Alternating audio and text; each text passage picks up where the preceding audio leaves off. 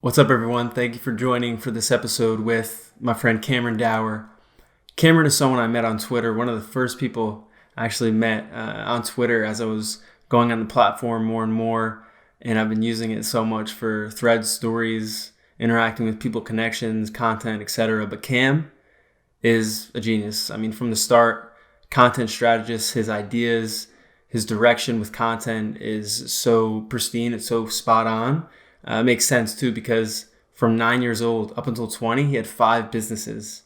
In 2020 alone, he started his first social media content agency and has been doing well with it, truly has, and is now a project manager at FanBytes. But nonetheless, whether working together, knowing him, connecting with him, seeing him on Twitter, on Clubhouse, all these different platforms, and now having a great conversation with him, he knows his stuff and he has great insight. So this is a conversation you'll want to listen to if you're interested in these topics. Let's do it.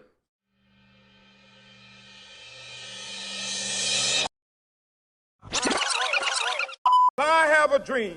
It's one small step for man. I am the greatest. You want something, go get it. Period. Yeah, man, it's nice to finally get you on here. It's been a little bit, and I've gotten to know you just immensely over the short time that we connected on Twitter. But you got a lot. You're one of the best people I know in your space, but also just a good person, man. So I'm happy you're here. Thank you. Thank you. I really appreciate that. Thank you very much for saying.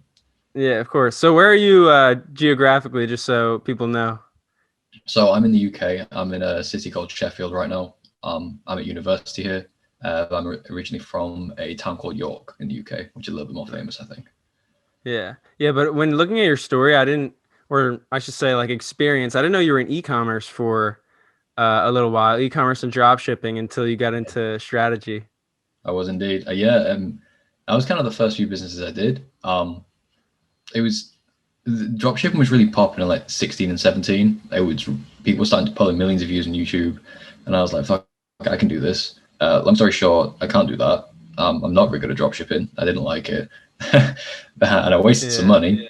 But it was a great learning curve, and I'm glad I went in that space first. Definitely. What did you learn from it specifically? So much, but really like fundamental things that me and you would look at now and see as really, really basic errors, such as just content communication, actually managing a social profile so it doesn't look like really unprofessional, ad design or any sort of graphic design that doesn't look like it was done on paint, you know. But back then I was just starting. I didn't know what tools people used. I didn't know how business was essentially done. The only experience I had was selling stuff at school. So you just got to fail, haven't you? That's how it works. Yeah, exactly. Have you always been into selling stuff when you were younger, like that entrepreneurial spirit, or no? Yeah, 100%. My first business, I was 9 years old. My best friend and I made our own card game, and we laminated it and sold it on the playground. And that's a really cool story. I actually, so I was supposed to be on a job this year at uni, but I postponed it to further my business instead and go back next year with online teaching. It made sense. But the job that I had for that, the business that I was supposed to be working with, I told that story in the interview, and I thought it would have just been funny. We got like a couple laughs out of it because like, I haven't done many job interviews. I've done like 2 or 3 or something. And then there was like, oh, that's actually a really interesting story. And until that point, I'd never realized that it's actually a pretty interesting story. Is that you start a business at 9 years old? It kind of seemed just a little bit of fun at first. Like, I don't know, when we made it, because I can still remember it really well. When we made it, there was no intent behind money. It was never about making money. It was just about this could be something fun to do on our Saturdays, you know? And that's really gone for a lot of my business. A lot of the time it's not about money. And in the times that it is about money, it's so I could do some good with it. Like I've had businesses where I've done like charitable aspects and things where 10% of what I get goes back to charity, like Greenpeace or like, I don't know, Kids Cancer Ward and things. And they're always good to do. They feel really good because even when you make a sale, you know you're like making a positive difference. So yeah, when it is about the money, I like to think there's always some good behind it. Yeah. That's like the Tom's model where you like every sale proceeds go to, or portion of it goes to charity. But I've definitely I think that's a really important theme, though. Is like there has to be meaning behind it, and more than just money to sustain over a long period of time. And I Mo- love because I resonate too because I had my friend and I made a comic book when we were in fourth grade, and I was just telling this to Danny Miranda. I had Danny Miranda on the Oh, yeah, podcast, um, but I was telling him like I haven't connected until recently, but I with along with my friend, he did illustration, I did editorial like writing work for the comic book, but we sold it or we pitched it to my school principal, and we wanted to sell it at our school stand, but it flopped. But like the intention behind it was always there. And I always think something Danny talked about and something I believe in is like looking back, you look at what you enjoyed doing when you were younger, and yeah. usually you just try not to lose that inner kid as you get older. So it seems as though you're like on that wavelength as well. Oh, 100%. You should always have some childishness about you. That immaturity is in some ways a talent that most people lose. I don't know. So I'm speaking from the perspective of someone who's young and worked predominantly with older people, and like the way they think and the way they approach problems and the creativity that they have. Since let's say I'm 10 years younger than some of these people, my immaturity levels are obviously going to be so much higher because they've done like the shit with kids and mortgage and like they're actual adults. I still don't really know what I'm doing. So, but when it comes to approaching problems, I always think that if you have a really immature mindset, you have like that natural childish wonder, the curiosity, the sort of intrigue we develop when we're younger, which leads to imagination and creative thinking. But as you get older, that really seems to be lost on people. So sometimes when I'm trying to think of ideas, I try to tap into that childish curiosity to help find my ideas. Because although the idea itself is likely to be relatively impractical or expensive or not well thought through, the initial thought is fine. You can then reverse engineer backwards from there and go, okay, look, we've had this childish idea. It does solve a problem. Yeah, it's a bit ridiculous, but how can we turn ridiculous into plausible? And I don't know. That's how I would approach problems. And I've noticed that older people don't tend to have that same thought process. Yeah, I love that. Even I mean, everything derives from like an imaginative state or like a dream state, and then like it becomes a thought, and then you go from there. I mean, if you really wanted to get psychological, you can talk about Carl Jung with that. But yeah, it's so true. And one thing I would love to ask you to get into the entry point of like content strategy is like how you formulate ideas, how you come up with those ideas, because you did touch on it just before with having that childlike state, but like pragmatically, because if people were to go on your Instagram feed, it'll be linked in the description for this recording, but you have a lot of value you bring out with doing stuff like that, but I would love for you to talk on it.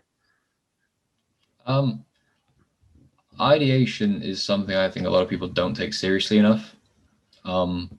When I come up with ideas and when I make ideas for both me and my clients, I actually do almost no writing. I do almost no drawing. Like everyone's got their own thought process, right? So some people work really visually. They'll draw things on whiteboards and models. Some people will just write until it makes sense. For me, I just think. So I will like walk up and down my room and just paste things and then note something on a whiteboard and then leave it. But I will, let's say I do an hour of that for like 3 days. Over those 3 days, I will formulate a cool idea or a cool concept that I can, once you're past that initial hurdle of the idea, you can then look at it objectively and strategically and go, how can we make this possible?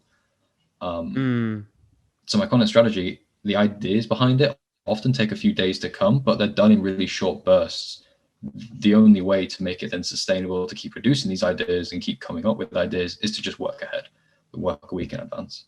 That's really where I remember in our clubhouse room, you talked about having that queue behind you, that backlog is important, but I definitely agree with when it rains, it pours in terms of when the ideas come. So you really got to, it can be late at night, it can be early in the morning, but when it comes, you got to like jot them down. Oh, 100%. Yeah, because you will never remember that idea. You will think you will remember it. 40 minutes, half an hour, 5 minutes, you'll have forgotten it. So I don't know. My notes on my phone are just full of just random shit that came into my mind at like 3 a.m. I've just woken up from sleep and gone, that's good. That's good. Write it down. I'll read it in the morning. And look at it and go, what the fuck was I thinking? Yeah. You don't want to lose it. I love it. No. And something you do really well too is since you know content strategy well and you help others with it, you also dissect other brands, and you're always like observant to what's happening in the marketplace in the world. Like what's one of your favorite brands or people that do content well on the internet? Great question.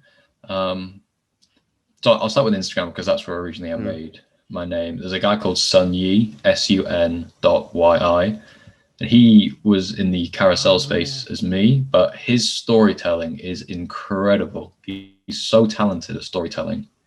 Then when it comes to like video creators, I'm a big fan of YouTube documentaries that are created by really low budget things. Like recently I stumbled across a channel called All Gas No Breaks. Vice actually did a documentary on it. I watched that, and that's what kind of hooked me onto them. This guy's so funny, incredibly talented, does really, really well on YouTube, but the quality of his content is just hilarious. It's so high, yet he himself says almost nothing. He just interviews crazy people and lets crazy people be crazy. And it's just a simple idea, but it works so amazingly well. I love that. I've literally never heard of him. I think I've seen his picture though before. Yeah. He's done some really famous videos. There's a couple of clips I think went kind of viral from his show, but yeah, it's really funny. Definitely check it out. Yeah. I love that. Yeah, I think something when you talk about YouTube documentaries, as I love documentaries, and I know we're letting stuff sit in terms of ideas for ourselves with that, but like Yeah. I love this one by Casey Neistat he made about the artist, the guitarist and the singer. I'm forgetting his name. It starts with an S. He's really famous, but they did a really good one. I'll link it below, but it's one of the coolest documentaries I've seen because it shows the whole life of him from when he played guitar and put his videos on YouTube and like was just in his room to like now being like a national icon. He recently partnered with Chipotle to do the reward system. Begins with S. I don't see It's how am I blanking? He's like one of the best guitarists. It'll come to me. Is he from the States or from the UK? No, he's from the States, I believe. Yes. I really don't know. I'm gonna get this because Casey Neistat. To be fair, Casey Neistat is god tier of YouTube. The guy is certified GOAT of YouTube. Like the quality of his content for so long has been incredible. Yeah, one thing I've seen with storytelling, and then I can, if it resurfaces the person, I'll point on it. But Casey Neistat, I wanted to get into storytelling with you because you do it really well, like in terms of your copy or the way you catch people's attention.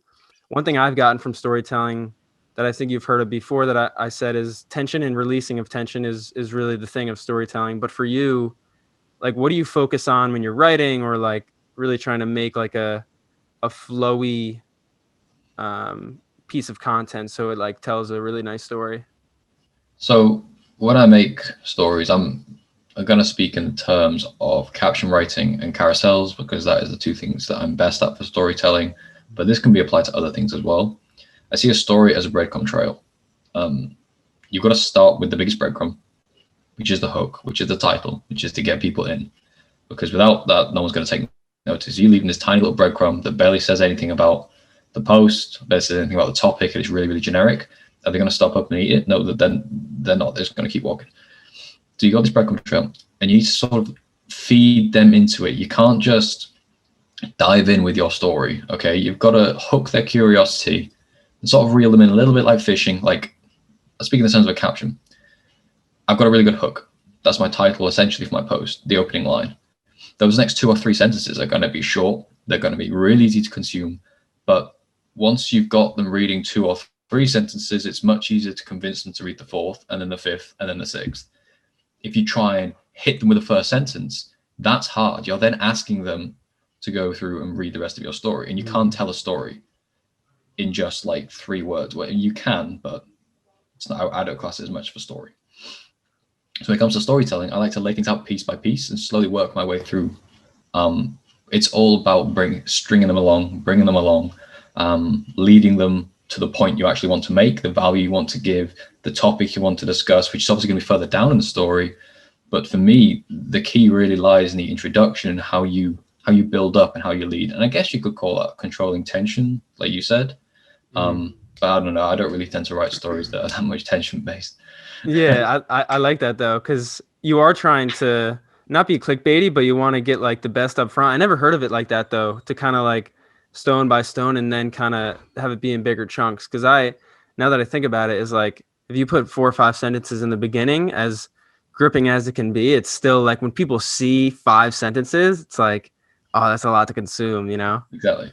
Yeah. Yeah, I've talked about this before on a couple of lives, and I really think more people need to know about this. But to get eyes on your content, to actually get people to watch what you create, you have to consider the ask. And the ask is the first impression and the decision that the reader or the consumer makes on whether they actually want to consume your content. So for YouTube, the ask is the thumbnail and the title and the length of the video. If you're banging out a 45-minute video, even if it's got an incredible title and incredible thumbnail, it's going to be so much harder to get people to watch than if you made, I don't know, 8 minutes or 5 minutes. Same goes for posts on Twitter or on Instagram. The tweets that go viral are typically like less than 10 words. They get millions of likes. It's like one sentence. You very rarely see a thread bang like hundreds of thousands of likes. Nobody can be asked to read that. We see so much content. We become so selective in what we consume. So you have to make your ask lower to even get them in.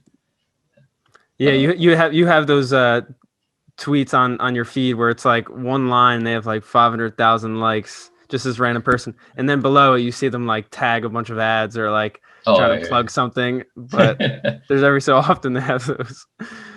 Them ads, man. I just bought this moon lamp and it's amazing. It's only $2.99. Just so happened to be. I just bought it.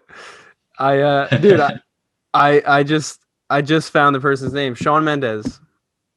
Shawn Mendes, I do know that. I've actually seen him live, weirdly enough. Oh wow! So there's a festival that's held here in the UK called Big Weekend, which is put on by like the main country radio, and tickets are free if you're within a certain postcode, like, or a zip code. And it came to my zip code, so I got free tickets. So I just went, and he was like one of the early acts in the day or something. Yeah, he's tremendous. But like the video, and like I said, I will link it below. It's just such good storytelling. Like I love when people use old clips and just like show the documentation of things. And something you always talk about too is like the power of documentation on social and on the internet is really crucial. It's kind of that build in public mentality, but also just like you only get better if people know what you're up to. You know, you get that feedback as well, which is really, really crucial. Yeah, and that's been a big influence I think social media has had, particularly on entrepreneurs in this world. Previously, if you were an entrepreneur, you had to go and ask somebody for feedback, or you had to just learn from the rejection of actually speaking to someone. But now you have social media, you can just type in like, what do you guys think of this? And you can get probably 3 or 4 responses at least with some quality feedback on your brand. That's unmatched compared to what we had like 20 years ago. I'm speaking like I was there. I was born in 2000. Yeah, exactly. And I would love for you to speak on, so some people know, because when I talk about like best young content strategists or strategists in general, especially for Gen Z, and I would even say overall, it's like I always think about you because you know what you're doing and you have clarity with what you're doing. So like, where are you at with your services with your company, and like where are you hoping to go? I know you posted at one point, but I'd just love for you to verbalize it here. So it's going really well. After Christmas, we've had, right before Christmas, we sealed our biggest ever client. We closed another one in January, and we've got like 2 really hot and really big clients, hot leads, big clients coming in February that are looking very promising. I think by end of March, we'll have hit our first 10K month, which is amazing. Wow. But then the team's just getting bigger. For me, it's all about making it run efficiently without dipping the quality. I know for a fact I can run my team more cohesively, more efficiently. I know I can make communication more sleek. And I know I need to outsource. I'm hiring a virtual assistant actually soon because I'm doing too much shit. Yeah, I saw you just have so much on your plate recently. It's like hard for you to get to everything. It's been crazy. It's been, particularly the last couple of weeks, has been unbelievably busy. So it's time to actually put my hand in my pocket. Yeah, but how do you get those leads though? Is it just through content? So it's through content and DMs. So I actually have a group that work with me on engagement and lead generation. So their role is to DM people who don't follow me, and just open conversations. I don't ask them to pitch. I don't bother with cold DMing. I don't think it works that well. And then I just organize them through my inbox of who I think is a good lead, who isn't a good lead, and follow up on those throughout. But from my end, which is all about people who do follow me, I check through people who watch my stories, people I've had conversations with before, people who follow me. And typically when people follow me, I'll do a check. And if they look like a bit of a, I won't say dead account, but they're probably not going to be that interested in my services, I just let it slide. But if I see someone who's got like founder or owner or head or chief or something in their bio, then instantly open a conversation, because the power they will have in the company they're in is probably going to be quite strong. And you don't have to sell. You can just talk to them as a normal human being for like, I don't know, I talked to a guy for like a month just being his friend. And then on like the 6th week of talking to him, not really trying to push it, he said he said he had a problem with something. I said I could solve it, and we worked together. And it kind of just escalated like that. In those 6 weeks of talking to him was all built up into about a 3-minute period, and then he was on. That's amazing. DMs is the sole way. Yeah, I love that. And another value point in Clubhouse that you mentioned was the value of audio messaging and doing stuff differently when DMing. But still, like, it's so nice to know that like you do this, you focus on relationships and not salesy stuff, and then without the expectation of actually having them do something for you. Just the more you give, the more you can get back. And when it rains, it pours. You know, that'd be a good theme with this. But it's just like keep going, and good stuff will come. Yeah, it's like anything, isn't it? Repetition does actually lead to, fruition, providing you constantly look at what you do and improve on what you do. There's a fine line between repetition equaling success and repetition equaling sanity. You're just doing the same thing over and over again and not seeing any success, wondering why nothing's changing. I don't know. I think self-awareness and having the ability to self-evaluate is so incredibly important, not just in content, in business particularly, in professional life, knowing how you can improve who you are. And honestly, I just wish people had more of it, or there was an easier way to learn about it, because it's so difficult and it takes people years. Yeah, exactly. The common thread amongst many is in this Guesses podcast, or whenever I talk to people, is the self-awareness thing, but there's not many things besides meditation or writing or even just straight action that you can do to learn from it. But I think the last one for sure. But you meditate. I do every morning and every night. It's not as long as I want to right now, but it's such a settling thing. Like, it's just, at this point, it's just like second nature, because I've practiced it for so long. And actually, yoga kind of led me into meditation, and then meditation's kind of been more potent and more of a continual practice than yoga itself at this point, just because it's nice. You don't need any resources. You just sit somewhere. Exactly. I love it. I think I probably first discovered it maybe 2 years ago, almost. It was in first year of uni. And I've meditated basically every single night for like the last 2 years. And when you meditate, do you have an intention, or you just go into it? So I don't know. The sleeping's kind of different, and the meditation's kind of supposed to put you to sleep, but it gives you like, I don't know, depending on how fast you fall asleep. For me, it's quite quickly. I get maybe 10 minutes of like really deep thought that often I find clears my head for the next day. But recently, like over the last few months, I've been trying to incorporate a daytime meditation into my routine. I used to try and do it in the morning, but I figured, I don't know, that's just not really me. I actually kind of prefer lunchtime, maybe like 1 p.m. And just 5-10 minutes is all it is. But it's nice to sit there, not have a screen, not have a sound, and just, I don't know. It's like you time. It's so relaxing and very, very clearing as well. Yeah, well, for you, you're gonna have higher in output, and like you have to be more and more productive because you're having more and more things to do and more people to manage. You really have to be in your A game. So for you, I would love to know how you manage yourself, because I know you said meditation midday and then evening, but is there any other things that kind of ground you when chaos ensues or fires always erupt every day? Chaos never ensues. Chaos is just always present. Yeah, exactly. Make order out of it. Yeah. I mean, that's what you should be aiming for 100%. But to organize myself, I don't know. For me, I swear by my whiteboard behind me, and you can see that there. I swear by that thing. The feeling of ticking off tasks, because I like to write down even the most minute task that we'll write down on the whiteboard, because it's such a good feeling ticking it off or wiping it clear, knowing you've done that. So for managing myself, that kind of how I manage professional tasks is keeping that motivation by ticking off every small task. Like, okay, yes, that's a win. I've done that. That's an accomplishment. That's done all the way.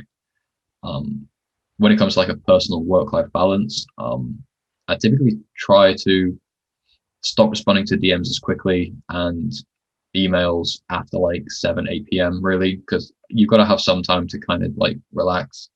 But I've actually been reversing that recently. With all my clients being in the States, it's been more of I have easy mornings, I sit, I read a book, I drink some coffee. My client work doesn't start until like lunchtime here in the UK because nobody's awake. So I don't know. My work-life balance isn't typically how normal people is, who have like the 9 to 5 or even like the 9 to 7 and then 3. It's kind of like 3 in the morning a bit, which is time for like creative thinking, and then work until late, and then like 2-3 hours at the end. But it's a nice balance. I quite like the break.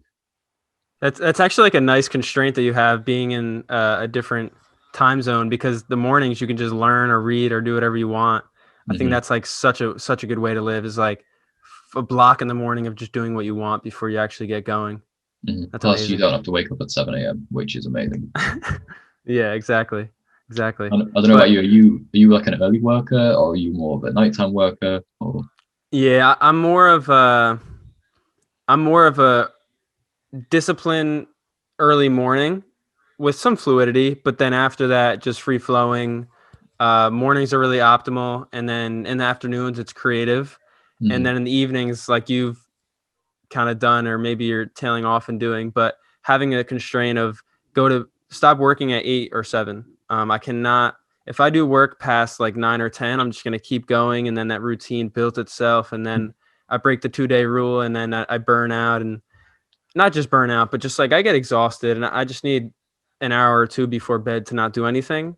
I just think it helps for my sanity. So mostly discipline, but for creative stuff, especially on my realm of things, like the more I schedule, the less things work. So I need to have an open schedule sometimes, because it's a lot of editing, and right now it's a balance between managing and making. So I'm working on delegating and bringing people on to do so I can focus more on what I need and what I want to. But right now it's a balance of the both. So things change here and there. Well, that's good. Change is good, and it keeps things interesting. You don't want it to get stale. I have 2 questions based on what you just said. 1, what is the 2-day rule? I've never heard of that. And 2, what do you do before bed to like relax? I'm guessing it's like no phones, and it's maybe read or meditate or something. So the 2-day rule is Jerry Seinfeld's little practice he came up with, where he says stick to writing every single day and check the box.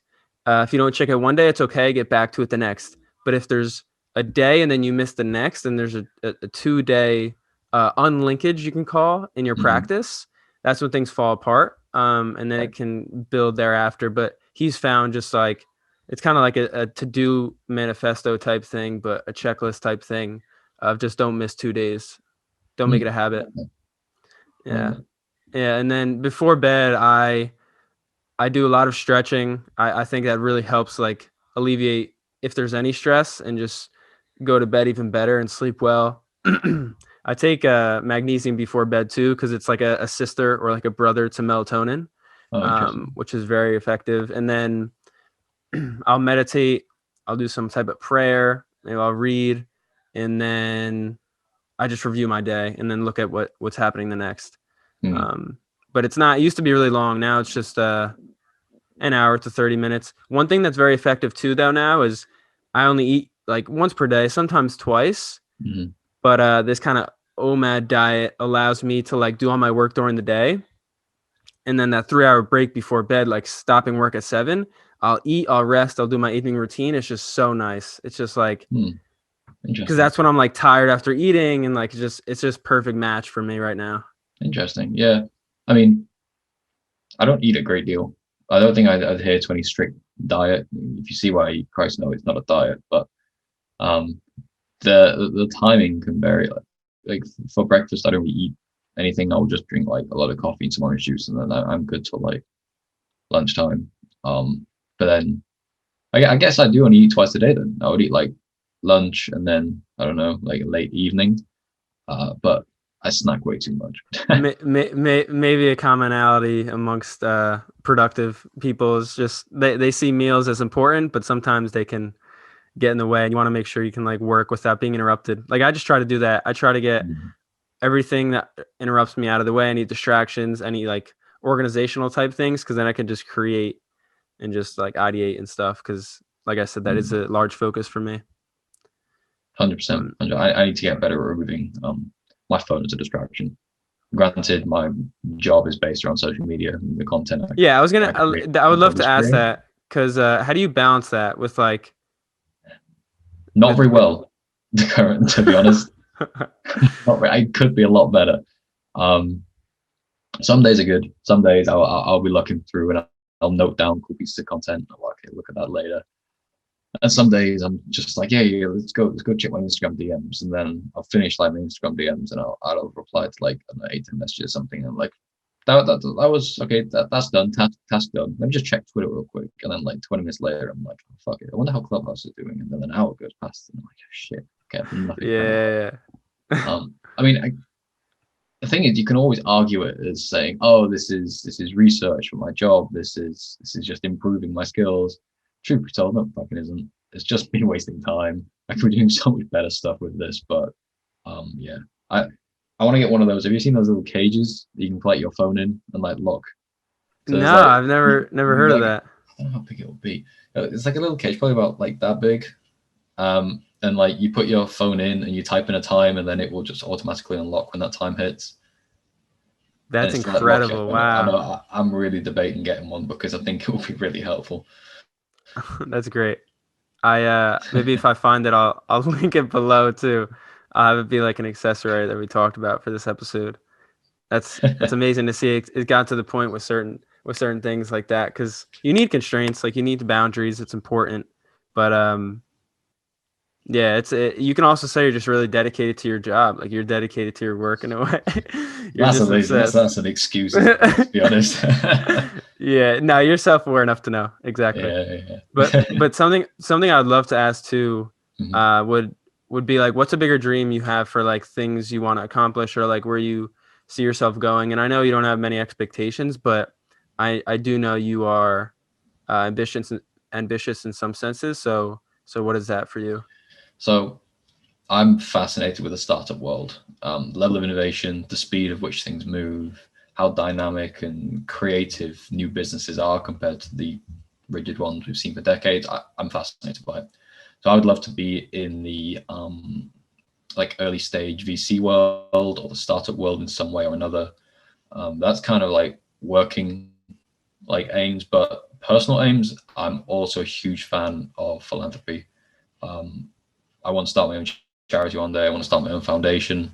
The thinking behind this is I had an amazing start in life. I had 2 super supportive parents. We were never rich by any means, but we were never broke. My family's very, very good at managing finances. And I had just support everywhere. I had these amazing opportunities, and it sort of led me to where I am today. And at about 20, I sort of realized that, oh shit, not everybody gets that. And that's something I really want to change out. Starting with the UK, but I would want to go to other places that are so like first world and developed, yet there are still millions of people that don't get the opportunities they should have in a country that developed. That's where I want to start helping. That's where I want to start giving them a platform and a boost and support. But I don't know. That's a long way off yet, but that's kind of like the big picture. I love that. Yeah, it's kind of like helping yourself in a similar or kind of similar situation in which you grew up in, but not necessarily. I love that. I see how active you are on Twitter too. If there's one place, because I usually say like, where should people follow you? I'll just say it myself that like Twitter and Instagram are definitely good spots, and it's cool to see. It's just amazing what Twitter can do. Like we literally met on there, and like I know you were still trying to find your identity with using Twitter, but now it's like so concrete, and just now that I've seen your Instagram, what? You think that Twitter's concrete? Really? I think in terms of like what you want to do, like your idea with it, it is, but obviously in terms of growth, you still have a long way to go. And likewise for myself, but like you've definitely like established, because I know for a while before you even like set your identity, you were like unsure. And I think I messaged you about this or we talked about this, but now you know it's catered to like content strategy or something with tech or just like startups or Gen Z catered things. But it's more set for yourself. I think that's transpired from me really understanding my brand a lot better in the last particularly month. I spent a good deal of time over Christmas actually learning about my brand, about what I want to take. Exactly. Well, you're able to help people more with your client base because you can do it yourself for yourself better. 100%. If you can't do it for yourself, why are you offering it to clients? Yeah. You've got to have proof of your own ability, right? Like, and that's exactly. That's why whenever I work with clients, I never promise them, right, we can hit X amount of followers. I can get you 10,000 followers. I don't promise that because that's not what I judge the success of my work on. You know, if anybody can get followers, I judge the success of my work on building quality content that speaks about your brand and leads you in the right direction, builds an incredible social media base for you, and helps to build a community. Now, community is so different to followers, but I don't know, when people come to me and say, okay, look, I want followers, I'm like, cool. First step, stop thinking about followers. Second step, how well do you know your brand? And they go, oh, well, I'm in marketing. It's like, all right, cool. What voice do you have online? Like, oh, I don't know. I just message other marketers. And you're like, right, okay. Scrap the whole thing about getting followers. You don't know shit about your brand. You don't know anything about your business. You're neglecting the foundation of everything. So when it all comes crashing down in 6 months, you can't look anywhere else and blame anybody else. You've got to go, okay, right, I skipped those steps and it's my own fault. Having no mission, having no vision, having no offer, no hook, nothing. And just going followers, I don't know, clout, a couple of quick sales, low ticket offers, let's build a course, fuck it, I'm gonna change the world with my sales course, you know?